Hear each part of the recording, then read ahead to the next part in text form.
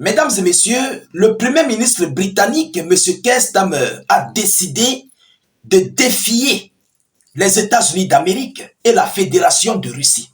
Malgré tout ce qui se passe à l'heure actuelle, malgré la situation tendue entre Volodymyr Zelensky et les États-Unis d'Amérique, M. Keir Starmer, premier ministre du Royaume-Uni, qui est pays allié ou bien pays membre de l'OTAN, est complètement sorti de son silence.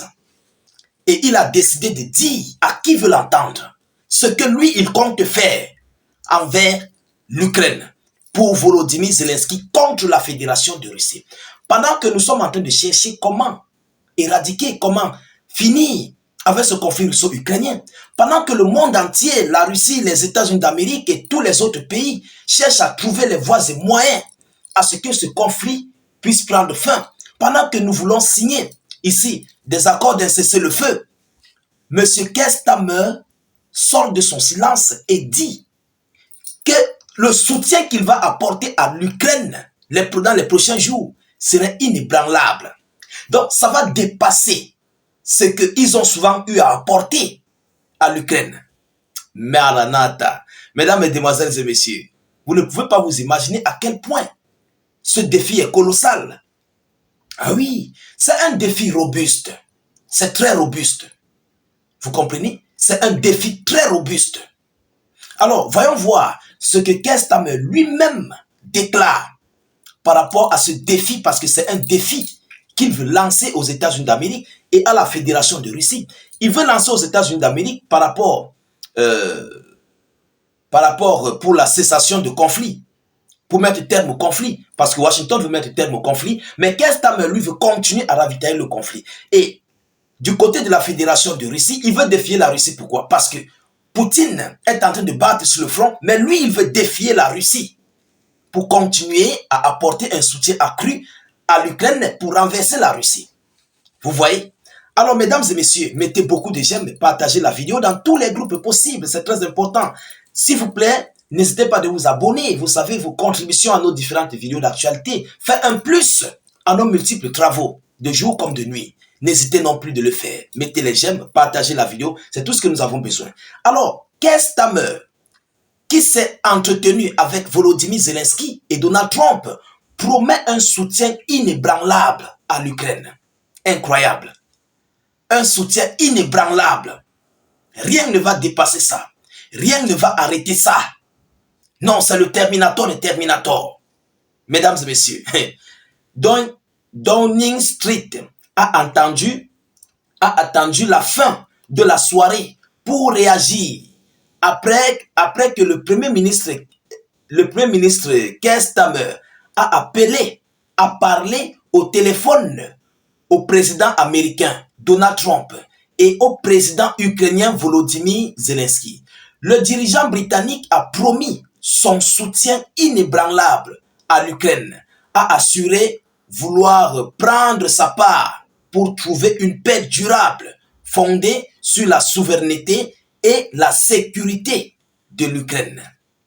Fondée sur la souveraineté et la sécurité de l'Ukraine. Lui aussi, il veut sa part de gâteau en Ukraine. Il veut sa part de gâteau et c'est clair. Tous, même la Turquie, tout le monde veut le gâteau. La France a besoin du gâteau ukrainien. Les terres rares. Oui, la terre c'est de l'argent. Vous comprenez donc qu'ils font le conflit pour leur propre intérêt.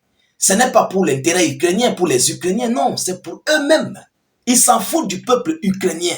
Mais par contre, Donald Trump se soucie du peuple ukrainien. Voilà la différence. Vous comprenez? Mesdames et messieurs, ces derniers jours, le travailliste Keir Starmer a multiplié la flatterie envers Donald Trump après leur rencontre à la Maison-Blanche jeudi 27 février et a assuré à plusieurs reprises refuser les faux choix pour le Royaume-Uni entre l'Union européenne et les États-Unis d'Amérique. Mais cette position médiane est-elle encore tenable selon la question posée, selon l'information officielle? Mesdames, Mesdemoiselles et Messieurs, nous assistons à du lourd nous assistons à du lourd qui va se passer dans les prochains jours à venir. Parce que la réunion qu'il y aura demain dimanche, vous comprenez, cette réunion qui aura dimanche 2 mars 2025, ça sera une réunion où toutes les dernières décisions seront prises. Toutes les dernières décisions, je dis bien, toutes les dernières décisions seront prises demain. Est-ce que vous comprenez? Alors, on essaie donc d'imaginer ce qui va se parler après ce qui s'est passé du côté des États-Unis d'Amérique, après ce que la Russie et les États-Unis d'Amérique sont en train de mener contre l'Ukraine et toute l'Europe. Donc, essayez de vous imaginer, l'Europe sait qu'ils sont abandonnés. Présentement, ils savent qu'ils sont lâchés. Ils n'ont pas les moyens. Mais il faut défendre l'Ukraine, il faut se défendre. Imaginez les derniers cris de décision qui vont apparaître sur le sol du Royaume-Uni. Essayez d'imaginer un seul instant.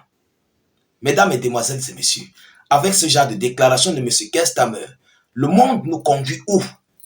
Où allons-nous? Je crois que si on ne fait pas attention, malgré, ils peuvent beau parler, mais sans réagir. Mais s'ils passent à l'acte, on le met au conditionnel. S'ils passent à l'acte, ça serait très dangereux pour nous-mêmes. Ah oui, parce que les Russes ne vont pas accepter ça. Les Russes ne vont pas attendre. Les Russes ne vont pas tolérer à ce qu'ils soient anéantis. Ils seront obligés de réagir. Et ça va se passer entre les alliés. Entre les alliés, ça éclate à l'international. Voilà où la situation va en venir. Et c'est ce que M. Donald Trump évite. C'est ce qu'il ne veut même pas entendre. Keir Starmer, au lieu de calmer Zelensky et de causer avec M. Donald Trump et d'essayer de voir comment se rapprocher de la Fédération de Russie vers Vladimir Poutine pour voir sur quelle mesure on peut mettre terme à ce conflit. Non, rien. Rien. Ça ne l'intéresse pas. C'est le bras de fer. Il faut que la Russie s'anéantisse. Là, l'Europe est gagnée. Mais je crois que si c'est un rêve pour anéantir la Fédération de Russie, je crois que vous avez frappé à la mauvaise porte. Parce que vous serez anéantis. Ah oui. Même en cas de lâcheté, la Russie est prête à l'heure actuelle en tout. Et la Russie s'attend à tout. Ah oui. Les Russes s'attendent à l'heure actuelle à tout. Tout ce qui peut surgir brusquement. Ça, sincèrement, il faut qu'on se dise des vérités. Mesdames, Mesdemoiselles et Messieurs, voilà la situation européenne qui est aux yeux du monde. Où allons-nous? Pendant que l'Europe se divise à queue de poisson, il y a d'autres qui prennent des décisions bidons. Il y a d'autres qui ne veulent pas écouter qui que ce soit. Il y a d'autres qui veulent faire le bras de fer. Qui est le Royaume-Uni pour faire le bras de fer avec les États-Unis d'Amérique? Même dans le classement des top militaires, les top puissances militaires au monde, on compte la Russie, on compte les États-Unis d'Amérique. Ah oui, je crois, après on compte, je crois, si je ne fais pas erreur, Israël. Et puis peut-être vont venir certains d'autres pays. Vous comprenez? Alors, voilà où nous sommes. Voilà, mesdames et messieurs. Qu'est-ce qui va se passer demain? La question reste posée. De votre côté, de notre côté, nous continuons de rester aux aguets sur cette série d'actualités et nous allons en débattre de tout ce qui va en découler par rapport à cette réunion qui sera tenue demain, dimanche 2 février et 2 mars, je vous l'ai dit, excusez. Et je ne manquerai pas de vous apporter des informations là-dessus. Abonnez-vous pour ceux qui ne sont pas encore abonnés. N'hésitez pas de mettre suffisamment d'avis en commentaire. Sécurisez la vidéo avec beaucoup de j'aime. Surtout, mettez salut état d'urgence en commentaire ou encore vive la paix dans le monde. Je vous reviens tout à l'heure pour une prochaine série d'actualités. Soyez encore salués une fois de plus. Ciao, ciao.